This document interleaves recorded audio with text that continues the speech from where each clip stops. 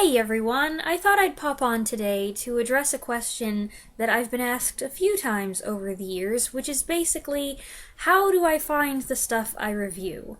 I review a lot of things, a lot of random things that are so obscure that some people have never heard of them, and everything's a little bit all over the place genre-wise and in terms of when it came out and all that, so it's a valid question. I've given short answers in the comments before, but I thought if I did a video on the subject, it might give you all some ideas about places that you might go to find things to read and to watch. And probably this is a good time for this video, as I'm sure a lot of you are stuck at home right now thanks to the coronavirus. I never talk about current events on this channel, and that is very much intentional, and I don't want to start talking about current events now, but it's pretty hard to ignore, and it's something that we're all dealing with. There are a lot of things you can do while you're home. You can work on a to-do list that you've been putting off for a long time, you can clean and organize, you can craft, you can pick up some new hobbies, you can spend quality time with your family. You may also choose to catch up on your reading and movie watching, and maybe I can help with that. I'm going to break this down into two parts: how I find stuff and how I get stuff. And I'm sorry about using the word stuff, but I don't want to say books and movies over and over again. So, part one, finding stuff. There are a lot of books and movies that I just know about, that I've heard about over the years and made a mental note that I'd like to read and see, but in the last few years I have acquired some favorite sources, which have allowed me to make some new discoveries. Number one, you guys. I have viewers give me recommendations all the time, and each recommendation gets added to a spreadsheet so that I don't forget it, which is me tactfully trying to say that you don't need to keep bringing it up. It's overwhelming if you do that, and actually makes me feel less inclined to watch the thing that you want me to watch. Once is enough, thank you. But I do appreciate all the suggestions and hope you'll continue to make them. I always say recommendations are welcome. Number two, the Internet Movie Database, imdb.com. I use this site quite a lot. If you look up a movie, there's a section around the middle of the page that says more like this, and they give you 12 movies, 6, and then you click page 2 and there's another 6, and these suggestions are usually related to what you're looking at by star, director, or genre. I have discovered a ton of movies by looking through this section. I also look through filmographies a lot on IMDb, playing the what else was so-and-so in game, and any titles that sound interesting get added to my list. By the way, on a separate note, another feature I love about IMDb is the Parents Guide, which tells you how much sex, nudity, violence, language, frightening content a movie has. I am an adult, but I watch most things with either my mom or both my parents, so this is very helpful for avoiding awkward surprises. Especially watching with my dad. I can handle some things with my mom, but, you know how it is. Violence and language aren't such a huge deal for me, to a certain extent. We watch a lot of war movies, so, you know. But I do like to know if there's going to be anything... yeah. Or if I'm going to be watching a horror movie with my mom, I like to know if there's going to be anything really gross or graphic, because I have a limit of how much of that I can handle. Number 3, YouTube reviewers. Yes, I also watch movie reviews on YouTube. Occasionally. I actually don't watch a lot of movie reviewers on YouTube anymore, especially if they're talking about something that I plan to review at any point in the future, because I don't want to accidentally steal their thoughts or steal their content. But there are a couple movie guys I want to mention, and they might come as kind of a surprise. The first one is Jeremy Jahns. Yes, I watch Jeremy Jahns occasionally. I was watching him way back when. There are a lot of interests we don't have in common, and he's certainly a more colorful person than I am, but I like to hear his take on new releases, both ones that I am interested in and ones that I don't really care about. He keeps it short and light, He's never pretentious. He's just a guy who likes movies, and I like that. If a movie comes out that sounds interesting and he gives it a favorable review, chances are pretty good that I will bother to see it at some point. The other guy is James Rolfe from Cinemassacre. I've mentioned liking James Rolfe's work before. I should probably clarify that I'm not talking about the AVGN so much. That's not my thing, the AVGN being the Angry Video Game Nerd, which is probably his much more well-known persona. But when James is being himself and talking about classic movies, he knocks it out of the park. James was one of the first movie reviewers I saw on YouTube. Years ago, I stumbled on his Monster Madness series, and it was like, oh wow, I want to see that. Oh, I want to see that, and that. He really opened up a can of worms for me. I also watched some of his Godzillathon back in the day, even though I'd only seen the first one at that point, I think. Never in a million years would I have guessed that someday I would have my own Godzilla review series. What? Number 4, Twitter. I do have a Twitter account. I never broadcast it because what's the point? I hardly ever post. I think I've posted, I don't know, half a dozen times in the last 12 months. I pretty much avoid Twitter as much as I can. I don't like it. I don't like most social media, but Twitter has some especially asinine things about it. But when I do glance through it, I often hear about some interesting old movie titles that I'm not familiar with, because for the most part, the people I follow are old movie people. I follow Turner Classic Movies and people who are diehard old movie fans, and they all talk about what's going to be airing, and they have old movie discussions on there, which I browse through. Never participate in any of this stuff, but I do browse through, and I can usually pick up some good ideas from that. Sometimes all it takes is someone posting a picture or a GIF, whatever, from a movie, and I like it, it's appealing, and I say, I want to see that. Number 5, this is kind of related to the last one, but Lara from Lara's Miscellaneous Musings, a mostly classic film blog, is one of my most trusted sources of quality entertainment. I like her taste. She's recommended some movies that I really enjoyed.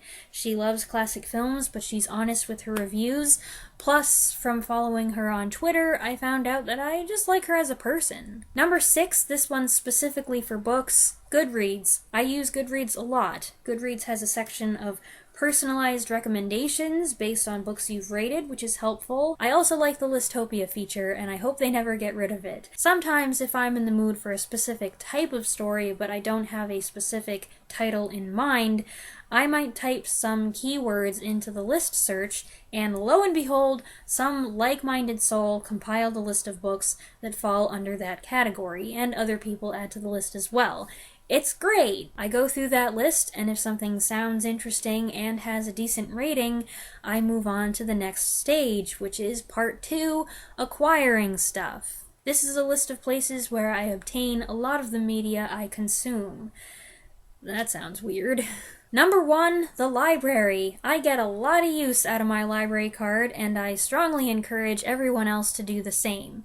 The library's there, you should use it. I'm able to get some stuff from my local town library. Not a lot, though. Their collection is pretty small and, quite frankly, disappointing, but thank goodness for interlibrary loan. My town library is a member of a county-wide network that allows patrons access to a couple dozen collections throughout the area. You can look something up, and if any member library has it, you can request it, and it will get sent to your library of choice, and you can pick it up. It usually takes about a week for me to get something, and if you can't find what you're looking for that way, there's another level. That regional network is part of a statewide network, which has its own separate catalog. That expands my access to libraries, not throughout the entire state, but through at least half, I would say, maybe a little less than half, just with the library card I got when I was 6 or 7 years old. It's pretty amazing. And, as if that's not enough, 2, my library membership also allows me access to Overdrive, which is a digital collection of ebooks and audiobooks. and they might also have movies, I'm not sure. I never watch movies on there. I know some of my viewers are sticklers for physical media only, and that's fine. Obviously, I love physical books, but quite frankly, if I want to read a book and the only way that it's available to me is in digital form, or if I'm just more likely to read it, if I get it as an ebook, I'll take that. I don't really care what format the book is in as long as I can read the story. If it's readable, that works. Number 3, along similar lines, is Hoopla, which as far as I can tell is pretty much the same thing as Overdrive, but sometimes if you can't find something on Overdrive, you can find it on Hoopla. It might actually be called Hoopla Digital. I'm not sure. I don't go on there very often. Every time I do go on, it's been such a long time that I can't remember my password, so then they have to assign me a new one. I did watch one of the Godzilla movies on there because none of the member libraries in my network had it. Number 4, Amazon Prime. Most of you know that we are Prime members, and I've been pretty happy about their selection. I've been able to find quite a few movies on there that I wanted to see, both newer and older, and their recommendation system is fairly good too. I've been impressed with things that they've pushed my way, things that are relatively obscure that I wouldn't have heard about otherwise, and they have quite a lot to offer as far as old war movies and old scary movies go, although a lot of those movies, they don't have the best print quality, but if it's the only way I can watch it, I'll still watch it. And because Amazon bought IMDb.com, most of the time when you look up a movie, you can see right there if it's available to watch for free on Prime. And sometimes the movie you're interested in might be airing soon on TV. In my case, it's bound to be either Turner Classic Movies or the Fox Movie Channel, and IMDb will tell you that too.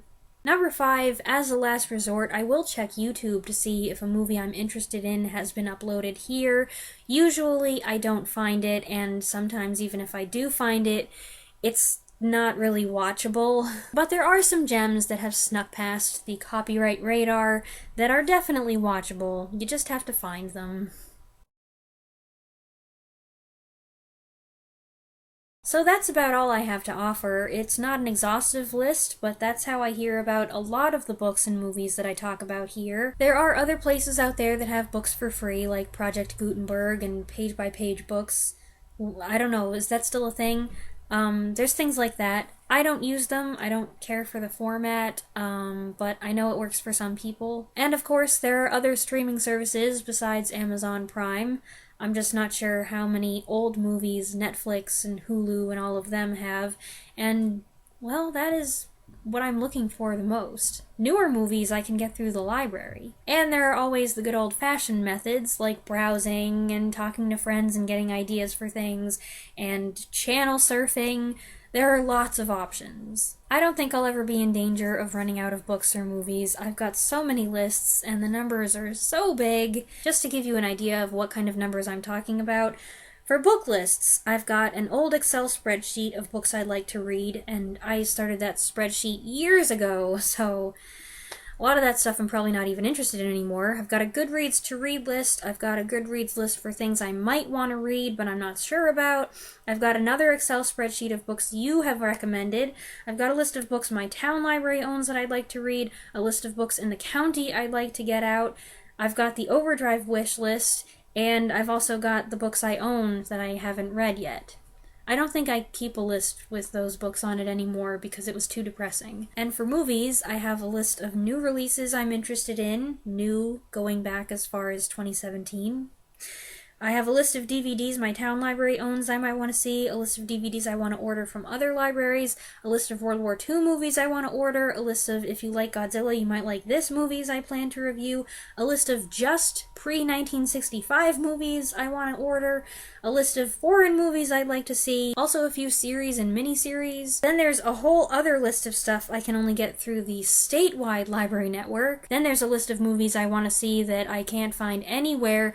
They might not have even even been released on DVD. Some of them may even be lost, I don't know. But I keep the list, and I do go through it on a regular basis and check all my library spots, and I check YouTube to see if somebody's posted it by any chance. I have had a few of them show up places, so it's not hopeless. I've also got the list of movies that are here on YouTube, my Prime watch list, my parents' Prime watch list, the Excel spreadsheet that has all the movies and miniseries and television series that you all have recommended, and what's the other thing? Oh, all the movies that we have bought and taped that I haven't seen yet, or I haven't seen in a long time, and I want to see again.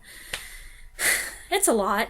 Anyway, I hope you found this video helpful and that it gave you some ideas for how to find some new things to read and to watch. My methods might not work for everyone. They don't necessarily work for me all the time, but I have been able to take advantage of what's out there, and doing that has allowed me to get my hands on some things I might have missed otherwise, and then I was able to share those things with you.